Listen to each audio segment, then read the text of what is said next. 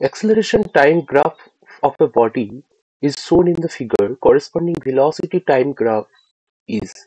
ওকে, তো দেখো আমাদের অ্যাক্সেলারেশন ভার্সেস টাইম গ্রাফ দিয়েছে, তো তার করেসপন্ডিং ভেলোসিটি টাইম গ্রাফ বের করতে হবে। তো দেখো প্রথমে একটা পার্টিকেলটা সার্টেন অ্যাক্সেলারেশন নিয়ে চলছিল, তাহলে ভেলোসিটি কি হবে, বাড়বে।